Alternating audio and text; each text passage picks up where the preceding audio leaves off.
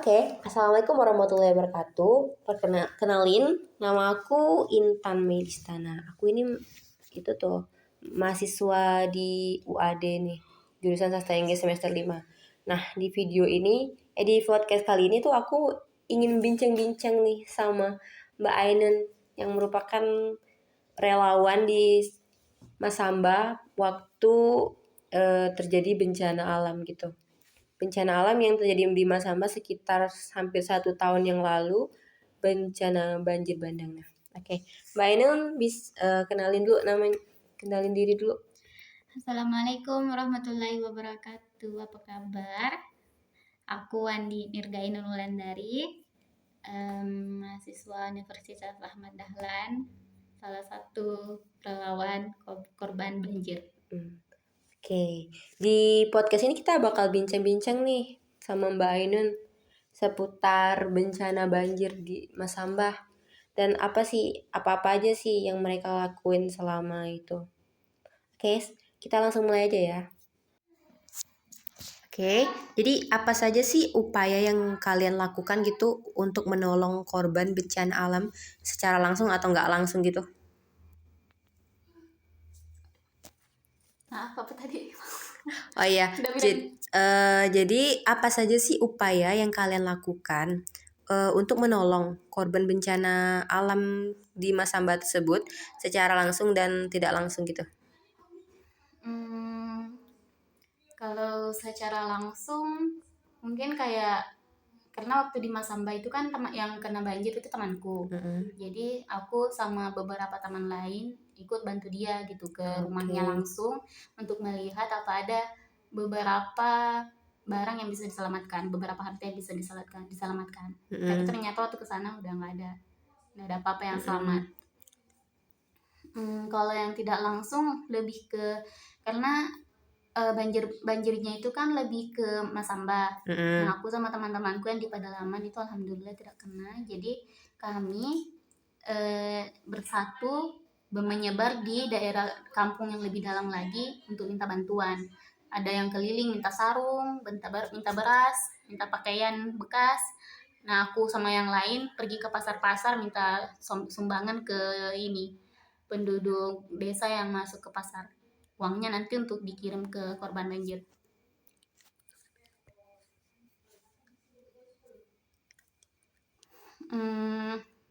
Nah, uangnya itu setelah terkumpul kita bawa ke rumahnya guru. Karena sekolah aku kan pesantren tempat aku sekolah kemarin juga terkena banjir. Jadi rumah guruku yang selamat dijadikan base camp gitu, base camp bantuan. Nah, itulah kemudian kita menjadi komunitas relawan gitu pada kita sendiri dari pesantren itu. Jadi apakah ada gitu loh fasilitas pemerintah lain selain dari rumah guru Mbak itu? Ada. Jadi kan sekolahku juga kena ini banjir. Yeah. Nah, guru-guru di sekolahku itu mereka aktif sama organisasi-organisasi besar di Masamba. Jadi rumah-rumah guru yang selamat itu kemudian jadi base camp. Ada yang jadi tempat pengungsian. Nah, sementara rumah guruku yang ini satu jadi tempat kumpul barang sumbangan, uang sumbangan. Jadi yang sarung-sarung, pakaian bekas yang terkumpul kita kumpulkan ke situ, termasuk uang yang sudah berhasil kita cari yang disumbangkan sama masyarakat yang tidak terkena dampak banjir, kita kumpulkan di situ. Oke. Jadi sejauh yang Anda lihat tuh adakah bantuan lain selain yang base camp tadi itu dalam menanggapi bencana ini, dalam menanggulangi bencana ini tuh? Ada banyak sih, kayak bentuk bantuannya itu berkelompok ya. Iya. Mulai kalau kayak dari kalangan bawah ya begitu, paling keliling ke rumah orang-orang. Tapi orang kaya juga bantu. Mereka kirim truk-truk besarnya ke lokasi banjir untuk angkut pasir. Oh iya. Sampai kayak waktu itu aku ada tahu orang kaya di sana dia kirim 50 truknya. Beneran, 50 truknya bantu pemerintah untuk angkut pasir. Terus termasuk kayak selebritas itu kan. Oh iya. Selebritas dari Masamba, Evi Masamba.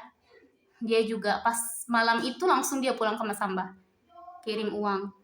Langsung bantu keluarga, cari keluarganya juga, cari keluarganya, cari rumah keluarganya. Oke. Terus sebelum bencana ini tuh ada nggak sih tanda-tandanya misalnya kayak entah itu hujan lebat atau enggak mungkin yang lain gitu? Waktu itu emang udah ini, hujan tuh udah terlalu sering terjadi gitu. Oh Tapi nggak ada iya. yang sangka kalau itu akan jadi ini bencana. Karena udah kayak terlalu sering hujannya, kayak deras, biasa, Jadi kayak deras, nggak sedang. ada prediksi gitu. Nah pas banjir itu kan aku sama mamaku apa ya, dengar cerita dari orang, lihat-lihat videonya juga, yang jamaah itu kayak pas mau pulang tiba-tiba ada banjir. Ya mereka Oh pikir iya. banjir biasa tapi tiba-tiba naik loh. Jadi dari kecil langsung besar udah ada tanda-tanda bilang airnya naik sedikit demi sedikit tapi langsung banyak gitu. Jadi apa aja sih yang kerusakannya misalnya dari dampak banjirnya tuh? Hmm, banyak sih. Kan kayak taman kan, Mm-mm. taman siswa di sana itu masih baru. Taman Sulikan, ada namanya Taman Sulikan. Sama masjid tua di Taman Sulikan juga yang baru direnovasi itu udah tenggelam semua. Pasar lama juga, Taman Sulikan itu sama Taman Baca itu benar-benar masih baru loh itu. Baru berapa, Heeh. maksudnya pembangunannya masih terlihat itu untuk dibangun. Tapi udah rusak semua, tenggelam semua. Terus rumah-rumah yang di samping sungai juga bukan jumlah sedikit itu penduduk yang rusak rumahnya di situ. Benar, yang kelihatan cuma atapnya. Terus masjid tua, pasar tua juga, jalanan sampai sekarang udah 1 tahun lebih itu banjir, Mm-mm. jalanan masih dalam masa perbaikan, Oh. saking parahnya. Dan ada satu kota, apa ya namanya itu, lupa, nggak apa-apa ya. Iya nggak apa-apa. Semenjak banjir itu sampai sekarang belum, pokoknya rumah-rumah yang terkena banjir itu belum baik sampai sekarang. Jadi para korbannya itu masih di pengungsian gitu. Yang ku tahu korbannya itu ini, yang rumahnya bisa diperbaiki mereka Oh balik ke iya. rumah, tapi yang tidak pergi ke rumah kerabatnya. Kalau dulu, tapi lumayan lama sih pada mereka semua itu ke pengungsian di dekat kantor bupati di Bukit Indah. Setelah bencana itu kan apa warganya nggak mengantisipasi adanya bencana lain gitu di situ, mau tinggal lagi di situ? Kenapa masih mau di situ maksudnya? Mungkin dari 100% cuma 10% orang yang kembali ke Oh tempatnya. iya. Terus juga kan Mbak ini kan beda daerah gitu kan. Nah, dari daerah yang terkena banjir, apa dampaknya? Misalnya entah dampak tidak langsung atau langsung terhadap daerah Mbak yang Mbak tinggali gitu. Ini Entah itu. jaringannya jelek. Oh iya. Ya kan karena banjir. Jadi yang kuliah online susah. Terus waktu banjir itu kita tuh sebenarnya udah tahu kalau banjir ya. Iya. Tapi pas paginya kita curiga karena di sungai kami tuh ada mayat-mayat anak kecil. Di situ orang baru tahu, cari tahu ini kenapa nih. Nah baru tahu loh ternyata di atas itu ini banjir. Jadi nggak ada berita gitu. Orang belum tahu. Belum tahu. Kayak media-media juga belum tahu. Belum, paginya baru tahu. Setelah ditemukannya jasad itu. Setelah diselidiki gitu.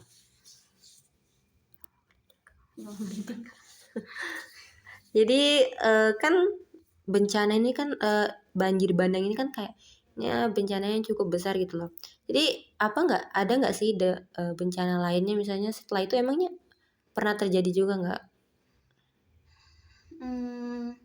Setauku bencana yang ada di Masamba tuh yang efek dari Palu kan, gempa Palu kemarin, karena efeknya sampai ke kita. Tapi kok itu kan bencananya bukan langsung dari Masamba.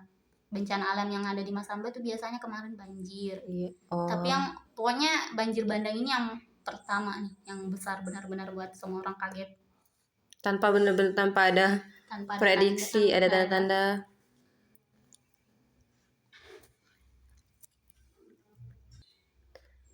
Dari korban yang ada di Masamba tuh kira-kira ada nggak sih kerabat Mbak atau saudara gitu, teman? Oh ya.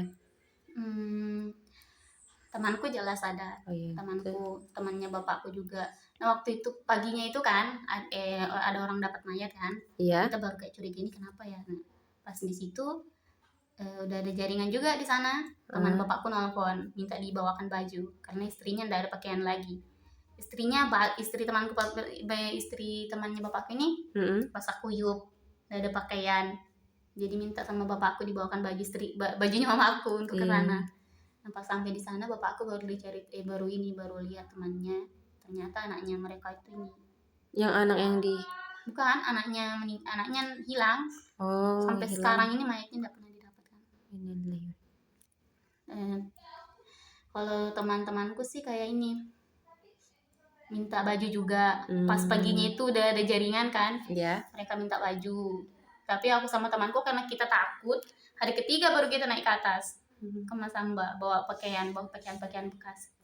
Yang laki-laki juga pada minta celana biar nggak ini. Dukungan moral kayak gimana ya,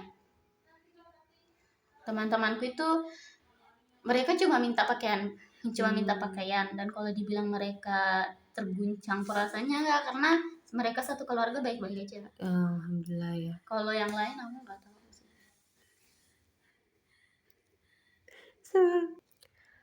Jadi kan banyak tuh ya korban-korban yang ada tuh. Nah, ada nggak sih cerita-cerita yang mereka sampaikan yang menurut Mbak tuh berkesan atau nggak gimana gitu?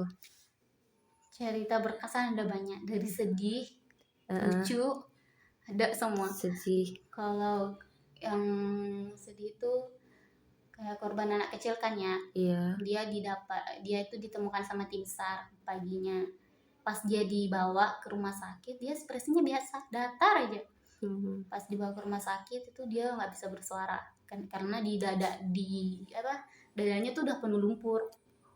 Nah, dia cerita waktu banjir itu dia lihat dia kan di dapur. Lihat dapur ada air masuk. Dia tenang aja karena bilang banjir, ternyata air masuk ternyata di rumah. Ya karena mungkin banjir udah sering juga kan pas ya. mau naik airnya tiba-tiba naik semua. Udah deh mereka tuh lari ke atas. Nah, si adek ini dia baru sadar, baru teriak kan ke mamanya bapaknya, "Ma, Pak, kakek ada nenek di dalam," gitu. Tapi airnya makin naik. Jadi ya udah mereka, dia bapak mamanya langsung naik ke atas, neneknya ditinggal di belakang. Karena udah nggak ada waktu untuk tolong lagi kan. Pas naik ke atas bapaknya terhanyut duluan. Jadi dia sama mamanya ini berusaha naik ke atas lagi, berusaha naik ke tempat tinggi. Pas naik ke tempat tinggi itu dia kayak dapat lemari, entah kenapa itu lemari, dia sendiri bingung loh. Iya. Dia dapat lemari dan dia bertahan di situ. Padahal nggak mungkin kan lemari itu bisa sampai kan? ke bawah, nggak bisa. Maksudnya kan kayak baru aja kan banjirnya itu terjadi, kayak mungkin lemari dari rumah-rumah. Pas dia di lemari itu, dia lihat mamanya berusaha bertahan di pohon. Tapi dia saksikan loh ini. Dia saksikan neneknya ditinggal, bapaknya terhanyut duluan. Dia saksikan lagi mamanya ini tenggelam karena pohonnya udah tumbang. Udah deh, dia bertahan di situ sendiri semalaman terkena hujan. Jadi cuma dari antara seluruh keluarganya cuma dia yang selamat. Dia yang selamat. Apakah sampai sekarang jasad orang tuanya gitu, bapaknya ditemukan atau nggak ada kabar? Nggak tahu lagi. Kalau neneknya mungkin masih di rumah itu. Kalau yang sedihnya itu. Iya. Banyak sih yang aku tahu, tapi yang paling kuingat itu, yang paling membekas itu. Kalau yang lucu ada juga. Apa tuh? Ini satpam sekolahku. Iya. Dia kayak waktu kebanjiran kan di rumahnya kebetulan dia bersaudara itu laki-laki semua. Nah, 1 tahun sebelum banjir mamanya udah meninggal. Jadi yang di rumah itu pada mereka semua tuh laki-laki. Pas banjir langsung cekatan mereka naik ke atas atap rumah, saling teriak Spiderman, lompat ke atap sampai dapat daratan tinggi. Nah, dia itu pas sudah selamat, dia udah datang ke ini kan, ke base camp, ke rumahnya ibu kan. Dia di situ nelpon kami semua, "Non, kirim celana, aku ini laki-laki loh, nanti harus turun." Ya laki, entah kenapa sih maksudnya gitu, burungnya khusus turun. Tadi kan yang bantuan pemerintah tuh kan ada juga kan kayak tenda-tenda pengungsian juga kan. Nah, apalagi sih selain itu ada nggak sih? Setelah banjir itu jelas dong pemerintah mau ini kan supaya Kan kan banjir bandang kan, Iya. banyak pasir yang turun dari bukit itu, Oh ya. bukitnya terkikis, jadi rumah-rumah tertimbun. Yang aku lihat bantuan pemerintah, mereka kayak kirim mobil apa sih itu? Kayak mobil. Kalau di tempat kami dibilang mobil beko. Iya. Kalau kami ditampilannya gitu, pasirnya digali, tapi setelah 3 hari, 5 hari, 1 minggu deh mungkin, 1 minggu pemerintah nyerah karena pasirnya tidak pernah Berarti berhenti. jatuh gitu. Masih merosot terus. Iya, masih turun aja. Jadi yang pasirnya itu kayak ditata aja supaya tidak melebar ke samping airnya. Terus ya tenda-tenda darurat di kantor bupati, banyak pasang tenda darurat, pakai kumpul pakaian, makanan.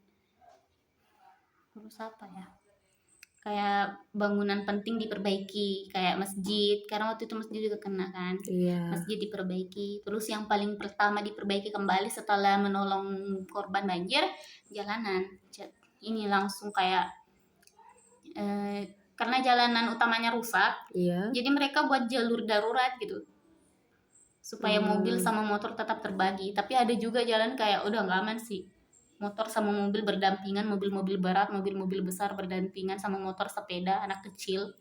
Karena pasar juga udah rusak, jadi warga yang punya jualan itu tiba-tiba pindah di pinggir-pinggir jalan. Oh, jadi bahaya dong gitu. Bahaya, dan usaha pemerintah untuk mengantisipasi, memperbanyak petugas keamanan di setiap jalan.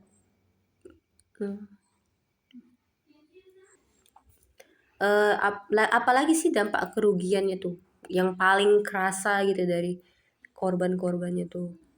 Jelas kerugiannya itu ya kerugian materi ya, kayak rumahnya, properti mereka, rumah, tanah. Apalagi yang kena banjir itu ada namanya daerah impor. Nah itu tempat perumahan elit di sana. Perumahannya itu semua terendam, tanahnya, propertinya, pastilah. Mobil, ternak juga kena semua. Sampai sekarang gimana kondisinya? Aku hanya tahu beberapa ya dari korban teman-teman aku. Waktu banjir itu ya jelas temanku yang awalnya rencana mau lanjut kuliah tahun depan, tapi karena COVID-19 tiba-tiba datang banjir juga. Akhirnya kerja di pasar, kerja bantu keluarga, terus pada pindah ke rumah keluarganya gitu. Semuanya mengungsi di rumah keluarganya. Kan tadi kan Mbak bilang kan kayak airnya masih ada yang belum surut ya? Nggak bisa surut lagi Ya, itu. nggak bisa surut lagi. Karena awalnya kan sungainya itu jauh dari jembatan kan. Tapi sekarang dasarnya di bawah, udah pokoknya kalau kita jalan tuh diibaratkan tubuh kita ini, kita nggak bakalan bisa lewat di bawah kolom jembatan lagi. Dasar laut tuh udah naik setinggi itu. Jadi keadaan sungai itu nggak berubah ke semula gitu, masih seperti itu? Nggak ada. Tanahnya masih di situ, tanah kiriman dari longsor di bukit itu masih di situ. Terus kayak waktu itu kerugian pemerintah mungkin ya. Lupa tadi aku bilang, selain taman itu, taman Sulikan, taman baca, sama masjid, ada juga tempat liburan di sana. Meli hancur karena yang membuat banjir itu kan ada 3 sungai. Salah satunya Sungai Meli. Nah itu tempat liburan orang di sana. Itu juga hancur semua. Di sana ada banyak villa. Semuanya rusak. Dan ada satu daerah di situ banyak rumah, semuanya terendam. Sekarang rumah-rumah itu, tempat bekas banjir itu udah kayak jadi apa ya? Nggak bisa dibilang hutan juga sih. Pokoknya udah banyak tumbuh rumput, tanaman liar, udah nggak ada yang tinggal di situ lagi. Kan kayaknya banjir ini udah berlangsung hampir 1 tahun ya udah kejadiannya tuh kan ya.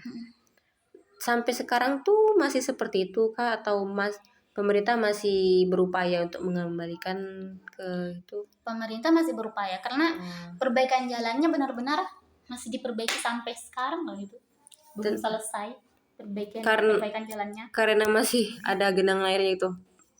I don't know. Pokoknya nggak tahu. Yang kalau karena kan kena banjir bukan cuma satu daerah, ada 3 daerah. Iya. Kan ada 3 sungai. Mm-mm. Yang satu itu yang jalan umum itu masih tidak normal. Masih kalau kita jalan pun, kalau kita keluar naik mobil, kita masih lihat tukang di situ sampai tengah malam perbaiki jalan. Dalam kurun waktu 1 tahun gitu. Iya, karena kan fokusnya bukan cuma ke jalan doang. Oh iya. Dan efeknya untuk masyarakat umum sih ini polusi. Dari pekerja. Bukan karena aspal sudah rusak, yang banyak itu lumpur, bekas-bekas lumpur masih banyak, jalan belum rata. Tapi kan ini kan jalan umum kan gitu ya. Maksudnya mengganggu masyarakat dari daerah lain nggak? Misalnya mau lewat kemana gitu, misalnya mau ke kota lain atau kemana, itu kira-kira mengganggu nggak? Maksudnya menghambat nggak? Enggak sih, Enggak. karena kan pada dasarnya kan Masamba memang kota kecil. Oh iya. Bukan kayak bukan tempat suplai BBM, bukan tempat ini gitu. Tempat lewat aja. Iya. Yang mengganggu sih paling itu debunya. Oh jadi kayak misalnya kalian mau keluar kota gitu nggak lewat situ gitu? Enggak ya? Kalau yang dari daerah Luwu mungkin lewat situ. Maksudnya kan ya tidak mengganggu karena jembatannya masih bagus. Oh iya. Jembatannya sendiri akses untuk lewat daratan ke sungai terus darat lagi, jembatannya baik-baik aja. Pemukiman yang di bawah ininya yang rusak. Pemukiman di bawah jembatannya yang kena banjir. Kan oh iya tadi kan mbaknya bilang salah satu selebritas nih Evi Masamba ya mengirimkan bantuan juga kan. Kayak secara mbak tahu nggak secara spesifiknya tuh apa sih bantuan yang dikirimkannya? Apa bantuan langsung dan tidak langsungnya gitu? Bantuan langsung kayak waktu berita banjir itu, Evi Masamba tahu, dia jual ini mobilnya, mobil Alphard. Masya Allah. Dia bilang kayak mobilku ini tidak seberapa dibandingkan SMS yang mereka kirim ke aku dulu. Mobilnya dijual terus langsung balik ke sana, dan aku lihat gitu Evi ada ikut ke ini, datang langsung ke tempat pengungsian. Iya. Bawa pakaian, bawa makanan, bawa uang bantuan, dan Evi tinggal di sana cukup lama loh untuk ini kasih bantuan sama suaminya, keluarganya juga. Dan dia sempat cari keluarganya gitu, rumah keluarganya hancur cukup lama sih, baru dapat keluarganya lagi. Terus beliau masih ketemu gitu sama keluarganya nggak? Ada kabar nggak gitu dari keluarganya? Nggak tahu. Jadi sampai sekarang belum ada kabar gitu? Atau nggak tahu rinciannya?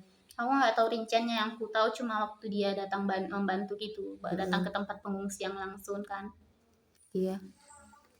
Kalau soal berita lain aku nggak tahu sih. Tapi gara-gara itu tuh dulu kayak ya biasalah isu-isu masyarakat kan. Tiba-tiba minta Evi mau jadi bupati. Oh iya. Oh jadi gara-gara isu itu. Oh. Tapi ya nggak bisa lah.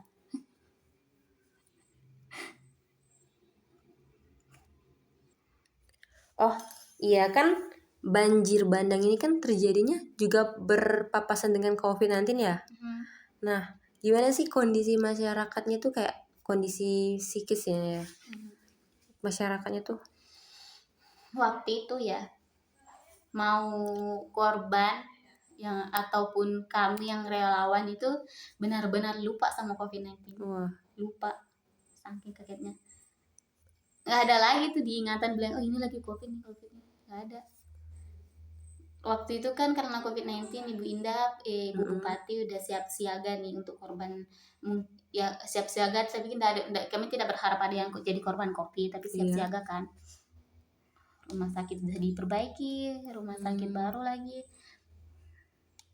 Tapi ya waktu itu memang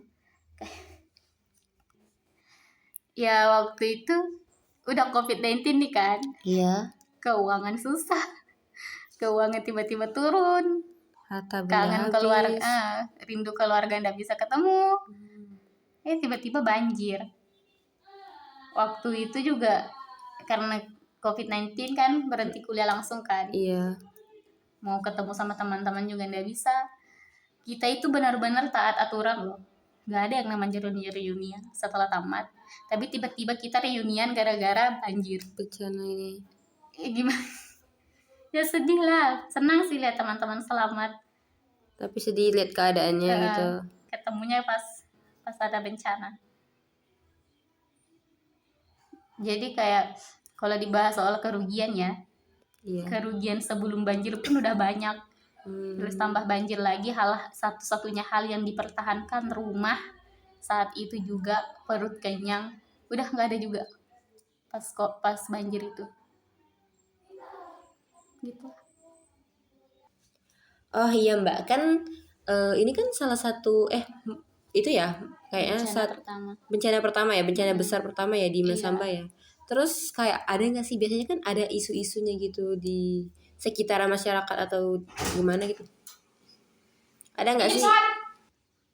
Kalau isu-isu ya jelas banyak, mulai dari isu politik. Iya. Karena waktu itu kan persiapan siap-siap untuk apa, belum sih, tapi kayaknya orang tuh udah mulai gencar pasang-pasang ini spanduk untuk bupati selanjutnya. Oh iya. Bupati selanjutnya. Nah, ada mulai yang simpati ke Ibu Indah karena usahanya maksudnya Ibu Indah tuh udah banyak menghabiskan dana untuk bikin taman baca, taman selikan. Nah, orang-orang yang tidak gimana, yang negatif ke Ibu Indah tuh marah kayak sia-sia aja bikin ini. Padahal kan kita nggak tahu kan bencana yang datang. Iya, kita nggak tahu. Padahal waktu awal-awal Ibu Indah jadi bupati, dia selalu ini loh adakan tadarus serentak seluruh utara, di pedalaman di kota besar itu semuanya tadarus bersamaan di hari yang sama. Tapi nggak ada yang tahu kalau akan terjadi seperti ini. Terus kayak isu-isu agama, biasa paling kayak di Ingkor itu, ada salah satu daerah Ingkor itu karena memang di bawah, maksudnya daratannya tuh paling di bawah, jadi tersembunyi gitu. Underground. Jadi orang tuh udah kayak pasti ada apa-apa nih di situ dulu. Karena emang tersembunyi tempatnya di bawah, terus ada perumahan elit juga, orang-orang elit di bawah situ. Di daerah yang kena banjir itu. Terus ada yang sungainya kan sungai dari Laut Meli, Sungai Meli kan, tempat orang di situ ada banyak villa, tempat liburan. Ya jelas orang pikir kayak perbuatan dosa nih, azab nih. Oh iya. Terus iya benar-benar. Kurang orang yang kirim istighfar ke langit. Udah mulai muncul yang kayak gitu. Terus isu-isu mistik lah. Mistik juga kan sudah pasti. Yang paling udah masuk akal di aku tuh kayak, kan aku bilang tadi kan ada masjid tua di Taman Sulikan itu dia renovasi. Tapi waktu itu ada gosip-gosip kayak ada orang kesurupan. Terus dia bilang petuanya daerah Masamba ini marah karena kalian gerakkan tempat aslinya masjid tua gitu. Seharusnya tidak dilakukan seperti itu, makanya dibuat banjir lah tempatmu. Oh, itu sebelum terjadi banjir atau setelah terjadi banjir? Apa? Kira-kira kejadiannya tuh yang tadi itu? Kita nggak tahu, tapi setelah banjir ada video-video begitu. Nggak, dan kita nggak tahu gitu keasliannya gitu. Aku nggak tahu, kan aku nggak pakai Facebook. Aku tahu infonya dari temanku. Terus kayak apa ya, mulai ada lagi kayak kan tadi kan bilang petuanya Masamba ini marah, kamu gerakkan masjid besarnya. Dia mau mengembalikan Masamba ke model aslinya yang semula. Jadi katanya kata si yang kesurupan ini yang dimasuki jin, Masamba ini dulunya laut. Wah. Dulunya laut. Dia mau menyambungkan kembali sungai ini. Dan itu aku bingung, ini benar nggak sih? Tapi pas dibahas itu, orang tuanya temanku yang jelas sudah dewasa, udah tua kan. Mereka tiba-tiba ceritakan ke kita sejarahnya 3 laut ini. 2 di antara 3 laut itu memang dulu tersambung tapi dipisah. Nah, ini sepasang kekasih dipisah gitu laut ini. Mereka marah gitu. Itu orang yang kesurupan cerita gitu. Yang cerita yang orang kesurupan itu cerita mau mengembalikan Mas Samba ke model aslinya. Iya. Tunggu saja dalam beberapa tahun gitu. Kan ku kembalikan. Nah pas kita bahas soal itu tiba-tiba orang tuanya temanku datang, dia cerita tentang sejarahnya sungai ini gitu. Dulu ternyata mereka sungai ini tuh bersambung tapi dipisah. Mereka ini pasangan yang dipisah. Mereka yang aku maksud itu sungai. Ya itulah, percaya ndak percaya aku juga nggak tahu. Jelas. Ya kita hanya bisa mempercayakan semuanya kepada Allah ya. Jadi kayak kejadian gini tuh nggak bisa diprediksi. Kita juga nggak bisa kayak nebak-nebak ini tuh entah itu karena azab atau karena emang manusianya memang yang salah gitu kan. Iya, karena ya ini kan bukit kan yang longsor. Iya. Di sana emang banyak ini tebang pohon sembarangan pastilah. Terus juga kan banyak penggalian gak sih? Jelas. Jelas. Banyak penggalian. Perbaiki ini kan. Apalagi sekarang lagi musim hujan kan, yang kemarin tuh kan. Jadi ditambah lagi sama hujan, tambah pohon-pohonnya ditebang sembarangan. Oke. Jadi sampah juga ndak konsisten untuk dipungut. Orang aku ingat di tempatku dulu itu, sampahnya udah bertubuh udah diambil. Jadi sebenarnya kayak kembali lagi ke manusianya gitu. Benar. Oke. Jadi makasih banyak yang Mbak Ainun udah mau meluangkan waktunya bincang-bincang sama aku gitu di podcast kali ini. Semoga videonya bermanfaat bagi orang banyak dan juga bisa meningkatkan kesadaran juga kan ya. Kayak bahwa bencana-bencana kayak gini tuh kan awalnya juga pasti karena ulah manusia sendiri. Kita nggak bisa menyalahkan Tuhan gitu. Jadi oke. Makasih banyak Mbak Ainun, semoga kita bisa dipertemukan di lain waktu. Terima kasih. Oke, saya tutup podcast kali ini. Wassalamualaikum warahmatullahi wabarakatuh. Waalaikumsalam warahmatullahi wabarakatuh.